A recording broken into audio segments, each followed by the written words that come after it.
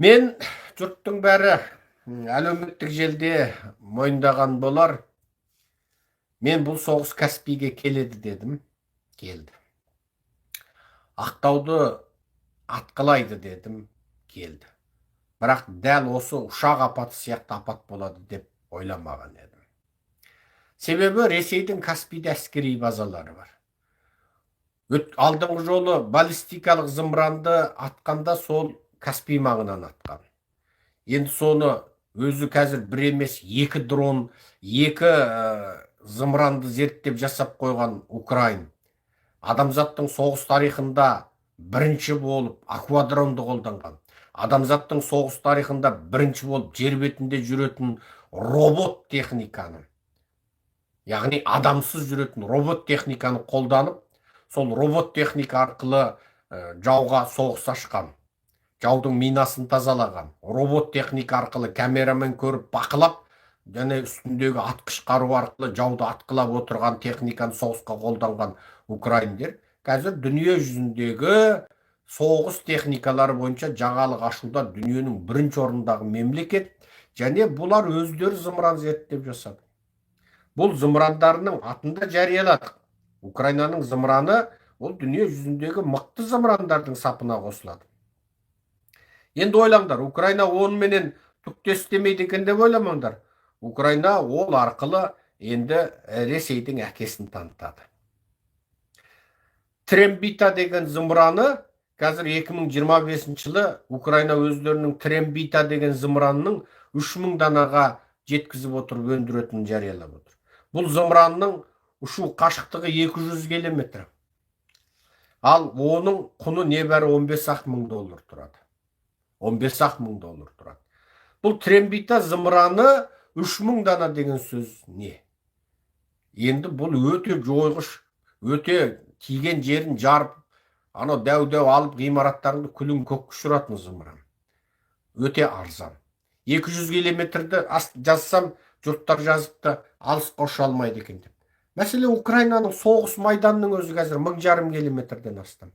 Ол сол алдыңғы шепке тақап келіп, алдыңғы шептің өзінде жаңағы соғыс болып жатқан жерден 40-50 километр жерде отырып, яғни қауіпсіз жерде отырып 200 километрге жарып, алдыңғы шептерінде 3000 зымыранмен орыстардың бүкіл әскери казармаларын, әуежайларын тас-талқан қыла алады. Ойламаңыздар, қазір Ресейде мындай жағдай. Ресейде әуе қорғаныс жүйесі тұтасымен салданды.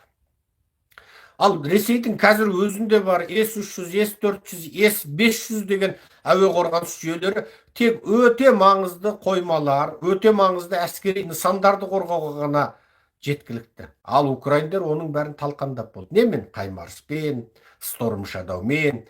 Бұл әуеден ұшып келе жатқан бұл Украинаның дрондары мен зымырандарын атуға Ресейде қазір зымыран жетіспейді. Неге?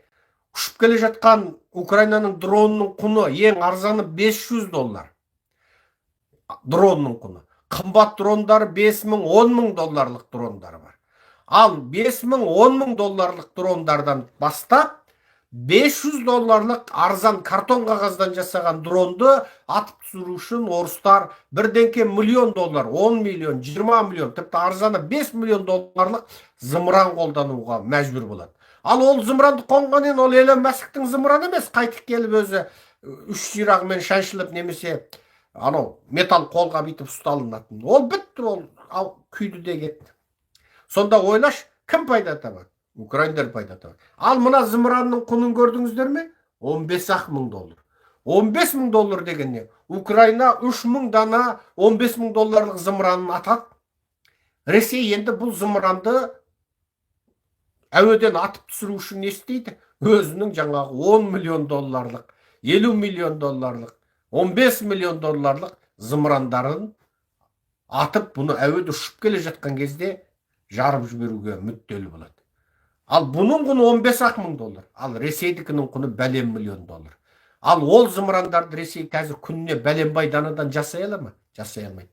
Ресей зымыран жасамақ түгілі қазір екінші дүниежүзілік соғыс кезіндегі Т-62 танктеріне дейін, тіпті Т-14 танктеріне дейін қолдануға мәжбүр. Ал Ресейдің Орал танк зауыты қазір мүлде жаңа танк өндіре алмайтындығын білдіріп қойған. Халықарадағы әскери зерттеушілердің осы жуырдағы сараптамасында Ресейдің Орал танк зауыты міне соңғы бірнеше айда ешқашан бір жаңа танк өндіріп шықпаған. Бір дана танктың өзін өндірмеген. Ал онда бұл зауыт неменеге бәленбай мың жұмысшы маман орыс зауытта немене істеп жатыр? Ана алдыңғы шепте бүлінген танктердің бүлінген бөлшектерін ауыстырып, соны ремонттап, жамап, жасқап, соны қайтадан жіберуге ғана қауқарлы. Ал танктерді осы замандық қаруларға керекті жоғарғы деңгейдегі бөлшектердің бәрі Еуропадан, шетелден келеді, санкциясы алынды, Ресей оны жасай алмайды. Ал танктерді жасауға ішіне қолданатын чиптерді ала алмағаннан қайтеді, екінші дүниежүзілік кезіндегі ескі танктерін қолданып отыр. Міне Украинаның соғыс ұшағында екінші дүниежүзілік соғыстың соңғы кезіндегі ағаш қанатты ұшақтардың пайда болғаны, оны тіпті сол жерде украиндердің өзі таңырқап видеоға түсіріп, міне ескі антикваре аспанда ұшып жүр деп бүкіл дүниеге масқара қылғаны осыдан ақ. Ресей қазір мүлде шамасы жоқ. Енді мынаны ойламаңыздар, 15 мың доллар тұратын мына зымыран 200 километр ұшады екен деп. Украина 3 мың дана 15 мың доллар тұратын арзан зымыранын сол соғыс болып жатқан алдыңғы шепке ең жақын жерге алып кеп тұрып атады Ресейге қарай. Ресейде екі-ақ түрлі таңдау.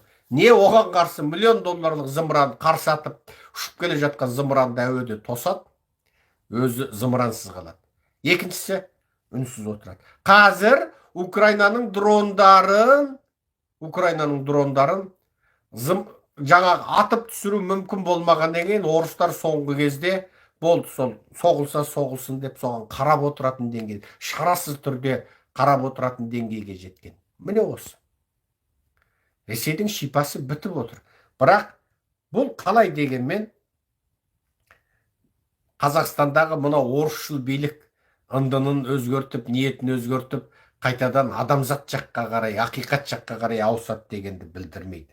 Бұл осымен бірге бітті кетті деген сөз. Міне кеше біз Azerbaijan Airlines деп мына New York Times'тағы мақаланы осыдан 20 сағат бұрын аударып жариялағанбыз, ол да кетті. Енді екінші бір ақпарат.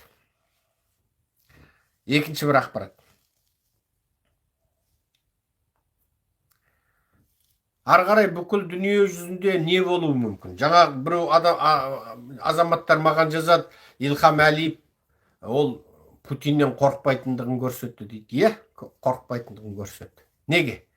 Ол Путиннің иті мынау Армениямен соғысты, соғысып жеңді. Біздің мына есекбастар Путиннің итімен соғыспақ түгілі, ол Путин жаңағы тұр десе тұрады, отыр десе отырады. Ұқсамайды, екеуі ұқсамайды.